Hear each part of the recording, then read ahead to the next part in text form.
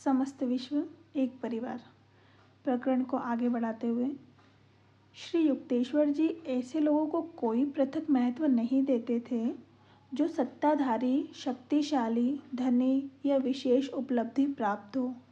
ना ही वे कभी किसी की गरीबी या अनपढ़ता के कारण उपेक्षा करते थे। किसी बच्चे के मुंह से भी वे ज्ञान के वचन आदरपूर्वक सुनते और अवसर पड़ने पर किसी दम्भी पंडित की खुले रूप से उपेक्षा करते। 8 बजे रात्रि भोजन का समय था, जिसमें कभी कभी देर तक ठहरे हुए अतिथि भी सम्मिलित होते। गुरुदेव अकेले भोजन करने नहीं बैठते थे। कोई भी उनके आश्रम से भूखा या अतृप्त नहीं लौटता था। श्री युक्तेश्वर जी अतिथियों के अप्रत्याशित आगमन से ना ही कभी घबराते थे, ना ही व्यग्र होते। उनके युक्तिपूर्ण मार्गदर्शन में शिष्यों द्वारा बनाया गया अल्प भोजन भी महाभोज प्रतीत होता था, परंतु साथ ही वे मितव्ययी भी थे और अपनी थोड़ी सी पूंजी से बहुत कुछ कर लेते। अपनी जेब की सीमा में संतुष्ट रहो, फिजूल खर्ची तुम्हारे लिए अशांति पैदा करेगी, वे प्रायः कहते थे। चाहे आश्रम में आतिथ्य सत्कार का कार्य हो या भवन निर्माण या मरम्मत का या कोई भी अन्य व्यवहारिक कार्य हो, हर कार्य की छोटी से छोटी बातों में गुरुदेव सृजनात्मक मौलिकता का परिचय देते।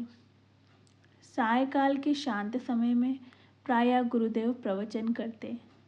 अक्षय रत्न भंडार, उनका प्रत्येक शब्द ज्ञान से तराशा होता। एक अलौकिक आत्मविश्वास उनके निरूपण में झलकता। उनका निरूपण अद्वितीय होता। उनकी तरह बोलने वाला मैंने कभी कोई नहीं देखा। अपने विचारों को शब्दों का परिधान बनाने से पहले वे उन्हें विवेक के नाजुक तराजू में तोलते थे। सत्य का मूल तत्व सर्वव्यापक भौतिक रूप में भी विद्यमान उनसे आत्मा के सौरभ की तरह निस्तृत होता था। मुझे सदा इस बात का आभास था कि मैं भगवान के जीवंत विग्रह के सानिध्य में हूँ। उनकी दिव्यता का भार अपने आप मेरे मस्तक को उनके सामने नत कर देता था। यदि अतिथि यह भाप जाते कि युक्तेश्वर जी अनंत ईश्वर में मग्न हो रहे हैं, तो गुरुदेव तुरंत उनके साथ वार्तालाप शुरू कर देते। किसी प्रकार का प्रदर्शन करना या अपनी आंतरिक मग्नता की शेखी मारना उन्हें नहीं आता था। ईश्वर के साथ सदा एक रूप उन्हें ध्यान के लिए अलग से समय निकालने की आवश्यकता नहीं थी। आत्मज्ञानी सिद्धों ने ध्यान की सीढ़ी को पहले ही पीछे छोड़ दिया होता है। फल आने पर फूल अपने आप झड़ जाता है, परंतु शिष्यों के लिए उदाहरण स्थापित करने के लिए संतजन प्रायः साधना, भजन आदि बाह्य साधनों में जुटे रहते हैं। मध्य रात्रि होते होते मेरे गुरुदेव प्रायः बाल सुलभ सहजता के साथ निद्राधीन हो जाते। बिस्तर आदि का कोई महत्व नहीं होता। प्रायः वे बिना किसी तकिए के भी एक संकीर्ण मेज पर सो जाते, जो उनके प्रचलित व्याघ्र चर्म आसन के पीछे रखी होती थी। तत्वज्ञान की चर्चा में पूरी रात कट जाना असामान्य नहीं था। अपनी जिज्ञासा की तीव्रता से कोई भी शिष्य ऐसी चर्चा को आरंभ करा सकता था। तब मुझे ना तो थकान महसूस होती थी, न ही नींद आती थी। गुरुदेव के ओजस्वी शब्द पर्याप्त थे। ओ, भोर हो गई, चलो गंगा किनारे घूमने चले। मेरे रात्रिकालीन शिक्षण के कई प्रसंगों का अंत इस प्रकार होता। श्री युक्तेश्वर जी के सानिध्य के प्रारंभिक कुछ महीनों में ही मुझे एक उपयोगी शिक्षा मिली। मच्छरों को चालाकी से कैसे मात करें। मेरे घर में लोग सदा ही मच्छरदानी का उपयोग करते थे। मैं यह देखकर हैरान हुआ कि श्री रामपुर आश्रम में इस विवेकपूर्ण प्रथा का पालन उसके उल्लंघन के रूप में होता था, जबकि मच्छरों का वहाँ पूरा साम्राज्य था। सिर से पांव तक मुझे वे काटते रहते थे। गुरुदेव को मुझ पर दया आ गई। अपने लिए एक मच्छरदानी खरीद लो और एक मेरे लिए भी। हंसकर उन्होंने आगे कहा, यदि तुम केवल अपने लिए ही लाओगे तो सब मच्छर मुझ पर टूट पड़ेंगे। मैंने इस आज्ञा का अतिशय कृतज्ञता के साथ पालन किया।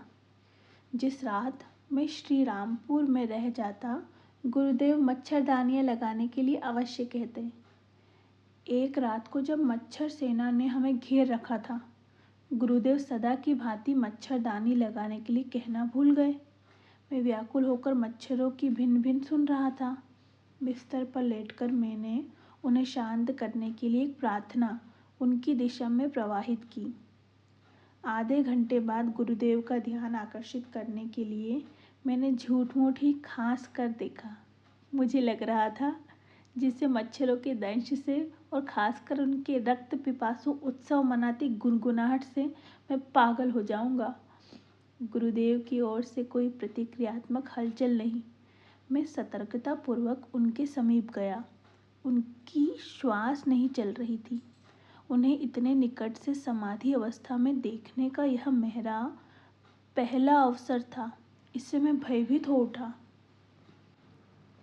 इनका हार्ट तो फेल नहीं हो गया? मैंने उनकी नाक के नीचे एक आईना रखा। उस पर श्वास की भाप नहीं पड़ी। पूर्णतया सुनिश्चित करने के लिए मैंने कई मिनटों तक उनका मुंह और नाक अपनी अंगुलियों से बंद करके रखे। उनकी देह ठंडी और निश्चल थी। किंकर थे वीरमूढ़ होकर मैं लोगों को बुलाने के लिए दरवाजे की ओर मुड़ा। अच्छा, एक उभरता हुआ प्रयोग करता, मेरी बेचारी नाक। गुरुदेव का स्वर हाथ से कंपित था। तुम सोते क्यों नहीं? क्या तुम्हारे लिए सारी दुनिया बदल जाएगी? अपने आप को बदलो, मच्छरों की चेतना से अपने को मुक्त करो। चुपचाप मैं अपने बिस्तर पर लौट आया। इसके बाद एक भी मच्छर मेरे पास नहीं फटका। मैं समझ गया कि गुरुदेव केवल मुझे खुश करने के लिए मच्छरदानियाँ लाने के लिए सहमत हो गए थे।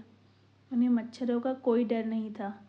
अपनी योग शक्ति से वे उन्हें काटने से रोक सकते थे, या यदि वे चाहते तो अपनी आंतरिक ध्यान अवस्था में जा सकते थे, जिसमें मच्छरों का उन्हें पता ही नहीं चलता। मैं सोच रहा था, वे मुझे दिखा रहे थे कि यह वह योगावस्था है जिसे मुझे प्राप्त करने का प्रयास करना होगा।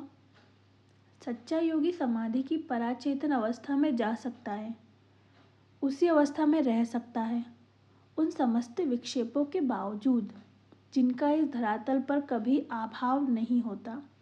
कीटकों की भिनभिनाहट, परिव्याप्त सूर्य प्रकाश की तीव्रता। समाधि की प्रथमा अवस्था समाधि में साधक बहिर्जगत के इंद्रिय बोध को बंद कर देता है। तब उसे आदि ईडन के भूस्वर्ग से भी कहीं अधिक सुंदर अंतर जगत की ध्वनियाँ और दृश्यों का प्रतिपादन प्राप्त होता है। ये शिक्षाप्रद मच्छर आश्रम में मुझे एक और प्रारंभिक शिक्षा मिलने का कारण बने। वह सायंकाल का शांत समय था। मेरे गुरुदेव प्राचीन शास्त्रों की अनुपम व्याख्या कर रहे थे। उनके चरणों में मैं संपूर्ण शांति में था। एक दुष्ट मच्छर इस रसमय वातावरण में घुस गया और मेरा ध्यान अपनी ओर खींचने लगा। उसने जैसे ही अपनी विषैली सुई मेरी पैर में घुसाई, मैंने स्वाभाविक रूप से अपना हाथ प्रतिरोध के लिए ऊपर उठाया। निकटवर्ती प्राणदंड स्थगित कर दो। मुझे पतंजलि के अहिंसा पर सूत्र की समयानुकूल याद आ गई। तुमने अपना काम पूरा क्यों नहीं किया? गुरुदेव, क्या आप प्राण हरण का समर्थन करते हैं? नहीं, परंतु अपने मन में तो तुमने उस पर जानलेवा प्रहार कर ही दिया था। मैं समझा नहीं। अहिंसा से पतंजलि का तात्पर्य था हिंसा की इच्छा को भी त्याग देना। श्री युक्तेश्वर जी के लिए मेरा मन खुली किताब की तरह था। उन्होंने आगे कहा, यह जगत अहिंसा के अक्षरशः पालन के लिए असुविधाजनक रूप से व्यवस्थित है। मनुष्य हानिकारक जीवों का नाश करने के लिए बाध्य हो सकता है, परंतु उसके अनुरूप क्रोध या द्वेष को अनुभव करने के लिए वह बाध्य नहीं है। सभी जीवों का माया जगत की हवा पर समान रूप से अधिकार है। जो संत सृष्टि के रहस्य को जान लेता है वह प्रकृति के असंख्य विस्मयकारी रूपों के साथ समस्वर हो जाता है। हिंसा की भावना को नष्ट कर सभी लोग इस सत्य को समझ सकते हैं। गुरुदेव, क्या हिंसक प्राणी का वध करने के बजाय अपनी बलि दे देनी चाहिए? नहीं, मानव देह अमूल्य है। मस्तिष्क और मेरुदंड में स्थित चक्रों के कारण क्रम विकास की दृष्टि से मानव देह सबसे मूल्यवान है। ये चक्र उन्नत साधक को ब्रह्म चैतन्य की उच्चतम स्थितियों को प्राप्त करने और उन्हें अभिव्यक्त करने की क्षमता प्रदान करते हैं। मानव योनि से निकृष्ट किसी भी योनि के जीव में यह क्षमता नहीं होती। यह सच है कि जब मनुष्य किसी प्राणी या अन्य किसी जीव को मारने पर बाध्य हो जाता है तब भी उसे थोड़ा पाप तो लगता ही है, परंतु पवित्र शास्त्र कहते हैं कि मानव शरीर का व्यर्थ में नाश कर्म सिद्धांत के नियमों का गंभीर उल्लंघन है। मैंने राहत की सांस ली। सहजात प्रवृत्तियों को शास्त्र मत का भी आधार मिलना यह बात हमेशा तो नहीं होती। जहाँ तक मुझे ज्ञात है गुरुदेव का कभी किसी बाघ या चीते से सामना नहीं हुआ, परंतु एक अत्यंत विषैले नाग से उनका पाला पड़ा था और उस नाग को उन्होंने अपने प्रेम से वश में किया था। यह घटना पुरी में हुई थी, जहाँ गुरुदेव का समुद्र तट पर आश्रम था। गुरुदेव के जीवन के उत्तरकाल में उनका शिष्य बना प्रफुल्ल नाम का एक लड़का उस समय उनके साथ था। हम आश्रम के पास बाहर बैठे थे।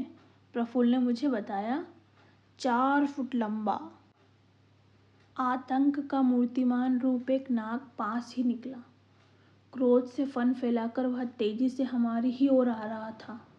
गुरुदेव उसे देखकर ऐसे मुस्कुराए जैसे किसी बच्चे को मुस्कुराकर अपने पास बुला रहे हो। श्री युक्तेश्वर जी को हाथों से लयबद्ध ताल देते देखकर मैं भयभीत हो उठा। वे उस भयावह आगंतुक का स्वागत कर रहे थे। मैं मन ही मन भगवान से उत्कट प्रार्थना करता हुआ चुपचाप खड़ा रहा। नाग गुरुदेव के अत्यंत निकट पहुंच गया था, पर अब वह निश्चल हो गया। ऐसा प्रतीत हो रहा था कि उनके प्यार से पुचकारने का ढंग देखकर वह सम्मोहित हो गया था। वह भयानक फन धीरे धीरे सिकुड़ गया। नाग गुरुदेव के पांव के बीच में से होकर झाड़ी में अदृश्य हो गया। गुरुदेव क्यों हाथ हिला रहे थे और नाग ने उनके हिलते हाथों पर फन क्यों नहीं मारा, यह बात उस समय मेरी समझ से परे थी। उस घटना से अब मेरी समझ में यह आ गया है कि हमारे गुरुदेव को किसी प्राणी से हानि का भय नहीं है। प्रफुल्ल ने अपनी कहानी समाप्त करते हुए कहा, आश्रम में आरंभ के महीनों में एक दिन अपराह्न में मैंने युक्तेश्वर जी की भेदक दृष्टि अपने ऊपर स्थिर पाई। तुम बहुत दुबले पतले हो मुकुंद। उनकी बात ने मेरी दुखती रग को छू लिया। अपनी धसी हुई आंखें और कुछ देर मुझे भी अच्छी नहीं लगती थी। मुझे बचपन से ही अजीर्ण की शिकायत थी। घर में मेरे कमरे में एक ताक पर पाचक और बलवर्धक औषधियों की अनेकानेक शीशियाँ पड़ी थीं, परंतु किसी से भी मुझे कोई लाभ नहीं हुआ था। कभी कभी तो मैं मन ही मन सोचता था कि क्या इतने दुर्बल शरीर में जीने का कोई भी अर्थ हो सकता है। औषधियों की अपनी सीमाएं हैं। दिव्य संजीवनी प्राण शक्ति की कोई सीमा नहीं। विश्वास रखो, तुम स्वस्थ और बलवान हो जाओगे। गुरुदेव के शब्दों से मुझे तुरंत यह विश्वास हो गया कि मैं उनमें निहित सत्य का अपने जीवन में सफल प्रयोग कर सकता हूँ। अन्य कोई भी चिकित्सक मैंने कई आजमाए थे, मुझ में इतना गहरा विश्वास नहीं जगा सका था। दिन प्रतिदिन आगे के प्रकरण को अगले वीडियो में कंटिन्यू किया जाएगा। इस वीडियो को देखने के लिए बहुत बहुत धन्यवाद।